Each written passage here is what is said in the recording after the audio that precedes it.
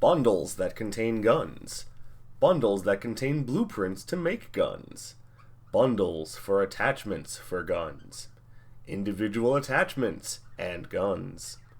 Cosmetic shirts, armor, backpack, tattoos, and emotes. Melee weapons. Gear camo and paint. Skill points. Weapon upgrades.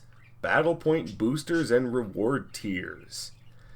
Now, if you're thinking that this sounds like essentially the blueprint to make a modern third-person shooter, yeah, you're probably right. But what I just read to you was the list of things that you can buy via microtransactions in Ghost Recon Breakpoint. How fucking insidious is this? But let me quick go back. Hello everyone, this is Dark Sage Walker and happy gaming to you.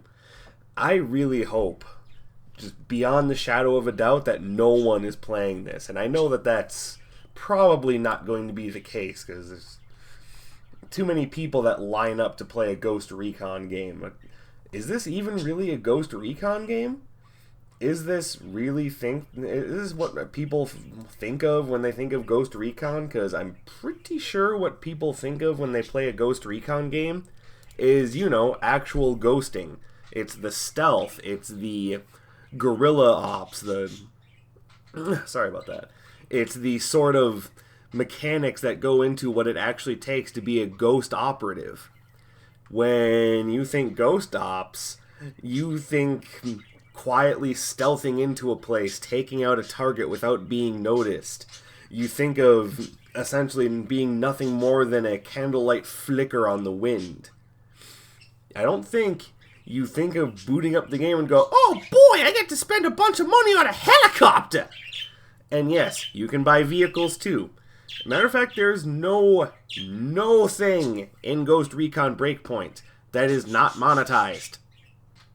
When I said skill points, I meant it. You can just buy skill points. Hey, don't feel like waiting for that next level up in order to put a skill point into something? Fuck it, break out the wallet. Having trouble finding that next weapon upgrade so you can add a little bit of extra damage? Fuck it, break out the wallet. Having trouble getting to the next part of the island and wished you had a vehicle? Fuck it, break out the wallet. Have a cold? Fuck it, break out the wallet. That seems to be Ubisoft's solution to everything here. And this is exactly why I bring up Ubisoft whenever I bring up insidious publishers who put all sorts of unnecessary microtransaction bullshit into their games. This is exactly the sort of thing that I'm talking about. And there are still people out there defending this. They're going, oh, well, let's actually go over some of the common... Sorry, my brain isn't working. I'm really pissed off. But let's go over some of the common critiques of the whole microtransaction thing. One of them is, oh, it's completely optional. You don't have to buy any of it. Granted, yes, you don't. However, here's what's not optional.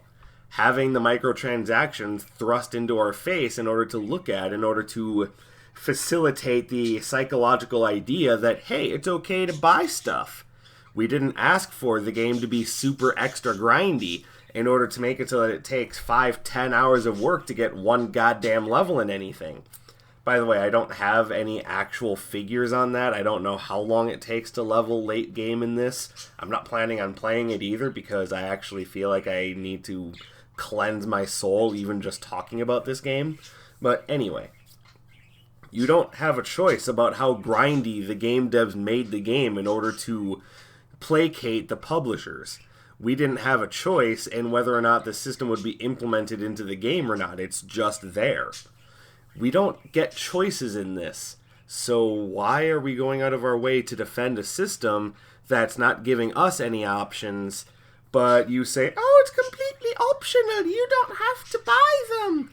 Oh, trust me, at some point or another, if you want to complete the game and get past the giant killer fucking robots, then yes, you're going to need to spend some money in order to alleviate the long grind. And that's the problem with these games that act as live services. And that's another point. Why is this game a live service when it's almost strictly a single player thing? When you can do the entire game solo, why are we worried about Fausting in these things that are just there to present random paywall? Oh yeah, that's right. Because it's an always online multiplayer experience when it didn't need to be. And Ubisoft clearly expects people to be playing this game forever. You don't get a choice in that. We don't get a choice in how long they force the game to be in order to facilitate making people pay for it. We don't get a choice in whether or not the game is an always online multiplayer slog. That means that if you see someone with some neat gear, oh hey, that's going to psychologically entice me to want to go get that gear. Oh, you got a really neat camo and paint. Well, how did you earn that? $4.99, please.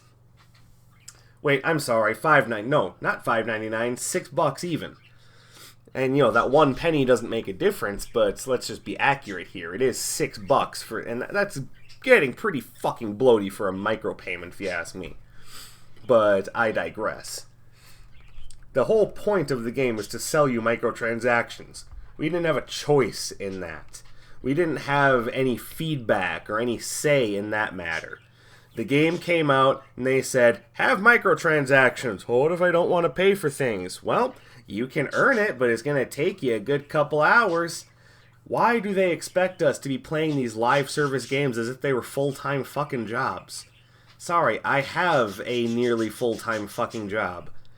And I don't necessarily want to spend all that time for every game that comes out. Why does every game nowadays have to be a live fucking service? I'm so sick of live services. That's a topic for another day. I'm simply pointing out that this game doesn't need to be a live service, and Ubisoft did it anyways because more money, please. The second thing, well, it's only cosmetic. Cosmetics are okay. Who cares about those? Well, have you ever heard of a little thing called FOMO? I've brought this up in a previous video. It's called the fear of missing out. It's a psychological conditioning. You see someone with that really cool camo, that really cool gear, the cool looking cosmetics, you're like, oh my goodness, how did you get that? Now, in the old days, there were specific things that you could do to earn in-game gear like that. You could complete challenges, you could work towards some sort of achievement, you could play on a higher difficulty level. There were all sorts of things you could do to earn cool cosmetics back in the day where when someone asked, how did you get that, you could be like, well, I did this, and you could actually have what EA would like to call a sense of pride and accomplishment. Yeah, pride and accomplishment. Remember when that was a thing and not just, bullshit marketing speech for we don't care, give us more money? Yeah, pride and accomplishment used to mean something. Thanks to companies like EA and Ubisoft, it's just a fucking joke now. Again, I digress. Here's when... Sorry, I'm still have a bit of a build-up in my throat, so every now and again I have to stop and clear my throat. I apologize. Yeah, that's what you wanted to hear during a video, wasn't it?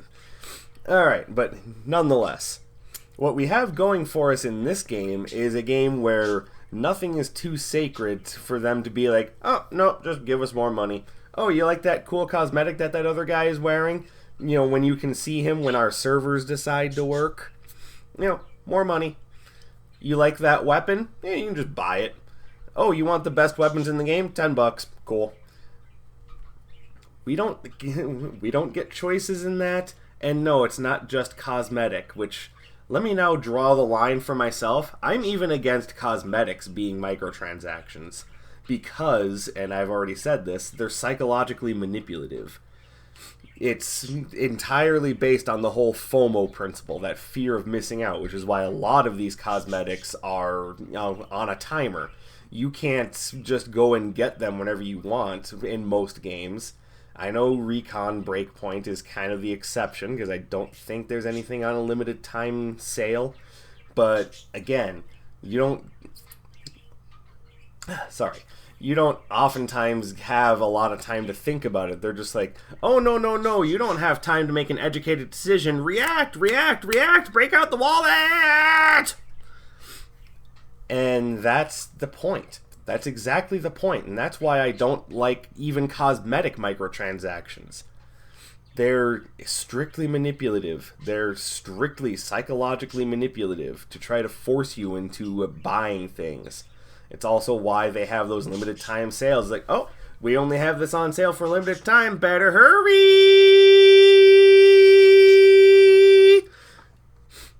See what I mean?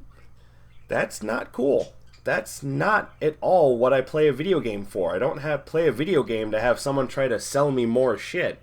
I play a video game for fun, for escapism, to experience a story, sometimes for a little bit of multiplayer competition. I don't play a store for someone to get up in front of me and go, "More money, please!" That's not what I play a game for. And that's becoming increasingly what the video game industry wants us to do, and I'm not buying it. I'm sick and tired of it. And even in free-to-play economies where the whole idea is a little bit more acceptable, I still don't like it. I don't play any mobile games because I don't want them trying to monetize every single aspect of the gameplay. When I buy a game, big shock, you're going to be surprised about this, but get ready for me to blow your mind. It's the gameplay that I'm worried about. I don't want to buy a bunch of shit. I don't want to have a bunch of shit sold to me. And for me to think that if I don't buy something, I'm going to be missing out. Or I'm going to be made fun of by a bunch of kids who are like, "Oh, well, I bought this. How come you didn't buy this? You must be a loser. You don't have money." What does that matter? You're playing a game. Why can't we just earn things? Ugh, it's so disgusting what the games industry has become. And it's not what it used to be, and it's not what it should be. There's lots of great experiences out there that aren't these, Skinner box, pay-to-win bullshit games. But these are the ones that commonly make it into the news, so it makes people think that's all games are anymore. And that's not true. There's great experiences out there. Play Breath of the Wild, play Super Mario Odyssey, play Binding of Isaac, play Dicey Dungeons.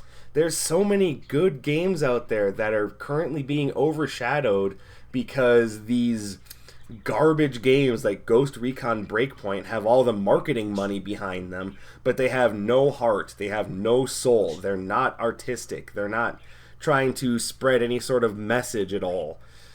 They're just cynically designed products designed to force microtransactions onto you, and that's it. That's the only thing they want. It's the only thing they care about. And I'm so sick and tired of this. I'm so done with the modern gaming landscape. I'm so ready for legislation to come in and be like, "Hey, see how those microtransactions and loot boxes? Go away." I'm so ready for it.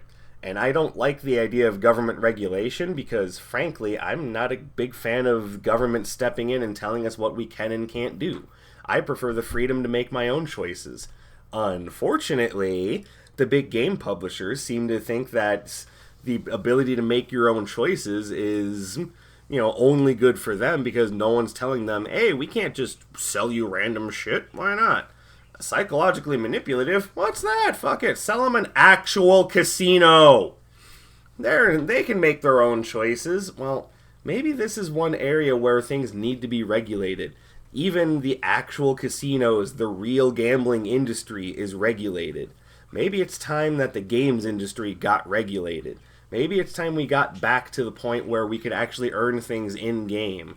Where in order to entice people to buy a product, we needed a real, actual thing. We needed an actual game. We needed some actual integrity. The game needed to be good. It needed to function. It needed to be an actual decent experience. Something to entice people to come back to it. And I've got plenty to say about yearly sports titles, but I'm already going on minute 15, so let me cut my losses here, and there's plenty more to talk about. But Everyone, thank you very much for listening to what I had to say. If you're thinking about going out and buying Ghost Recon Breakpoint, don't. There's better things to spend $60 on. If nothing else, just save that money and buy yourself some lunch at a restaurant. Do it a few times during this week. It'll be more fulfilling. Even if all it ends up being is so much crap in a toilet. That's still better than Ghost Recon Breakpoint. So, I've said my piece. Thank you very much for watching. Subscribe to the channel. I put out more stuff all the time. And I look forward to seeing you again. Until next time, this is Dark Sage Walker. And I'll be seeing you.